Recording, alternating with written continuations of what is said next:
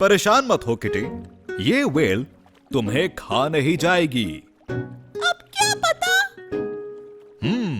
ये सवाल तो अच्छा है किटी। हेलो दोस्तों, मैं जानता हूँ कि कई कहानियों में सुना है कि विशाल व्हेल्स इंसानों को खा जाती हैं, पर क्या लगता है आपको कि क्या वाकई ऐसा हो सकता है?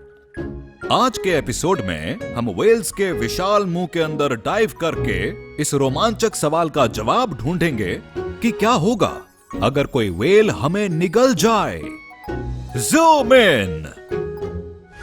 इंटरनेट ऐसे लोगों के वीडियो से भरा हुआ है जिनका इन विशाल जीवों से बहुत करीब से सामना हुआ, और बहुत अच्छी बात है कि वो एक अनजानी दुनिया की सैर से बच गए। पर इस तरह की एक दुर्घटना के बारे में 1891 में छपा था एक अमेरिकन न्यूज़पेपर के द्वारा, जो था जेम्स बार्टले के बारे में, जिसे जिंदा निगल लिया था एक स्पर्म व्हेल ने। इस कहानी के मुताबिक वो एक खूबसूरत दिन था जब बार्टले और उसका क्रू फिशिंग के लिए गए थे। उनकी बोट पर एक विशाल व्हेल ने हमला कर दिया। वो फिसलकर अंदर गिर गए व्हेल के मुंह के। कुछ दिनों के बाद उनकी टीम ने उस व्हेल को पकड़ा और उसे काट कर खोला, और वो हैरान रह गए जब उन्हें उसके अंदर बार्टले मिले, जो उस दुर्घटना में बच गए थे।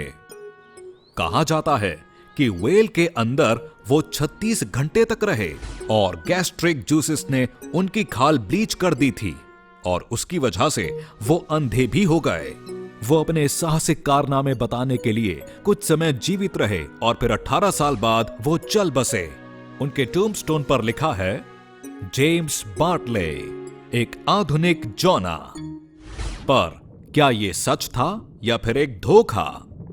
वैसे ब्लू व्हेल इस दुनिया का सबसे बड़ा जीव है। इसकी जबान का वजन एक हाथी के बराबर होता है। कहा जाता है कि इसके मुंह के अंदर समा सकते हैं करीब 400 से लेकर 500 लोग। यानी किसी एक इंसान को निगलना तो इसके लिए बाएं हाथ के खेल जैसा होना चाहिए, है ना? देखिए, खुशकिस्मती से ऐसा नहीं है अगर बात हो ब्लू व्हेल्स की, क्योंकि अपनी शारीरिक रचना के मुताबिक ये जितना चबा सकती हैं उतना ही निगल सकती हैं। हाँ, इन जीवों को छोटे शिकार करने के लिए डिजाइन किया गया है, जैसे कि सी प्लैंक्टन।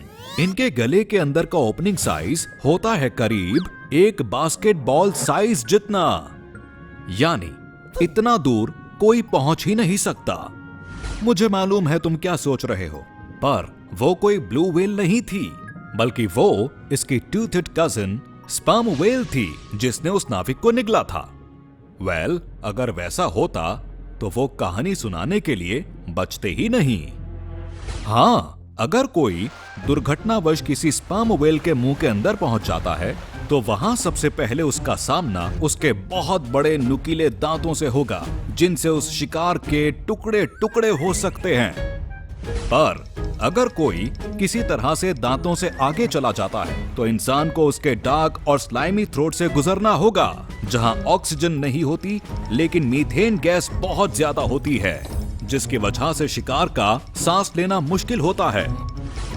और जैसे ही वो शिकार इसके विशाल रोलर कोस्टर गले से नीचे आता है तो वहां हाइड्रोक्लोरिक एसिड उसकी खाल को खाना शुरू कर देगा, और इस फायरी राइड के बाद वो शिकार व्हेल के पहले पेट के अंदर पहुंचेगा, जो 4 गट्स में सबसे बड़ा होता है, जहां शिकार की खाल एसिड में बड़ी तेजी से घुलने लगेगी।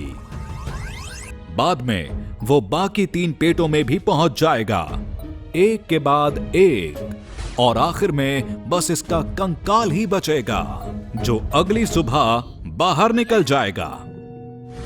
पर यहां सबसे जरूरी बात यह है कि स्पर्म व्हेल के गले की ओपनिंग भी काफी छोटी ही होती है, जबकि इसके निचले जबड़े और इसके सिर के बाकी हिस्से के बीच काफी जगह होती है।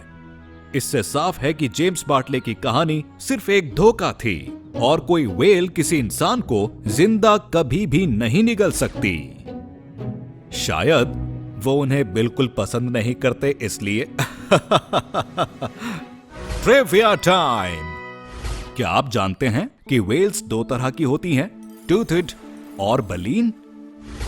हाँ, टूथेड नाम से ही पता चलता है कि इसके दांत हैं, जैसे कि स्पर्म व्हेल्स और ऑकस, जबकि बलीन्स के दांत नहीं होते और वो ज्यादा बड़े आकार की होती हैं, जैसे कि ब्लू व्हेल्स, हम्पबैक्स एटसेट्रा। उम्मीद है आज के एपिसोड में आपने कुछ नया सीखा होगा। अगली मुलाकात तक के लिए मैं डॉक्टर बायनॉक्स ज़ूमिंग आउट।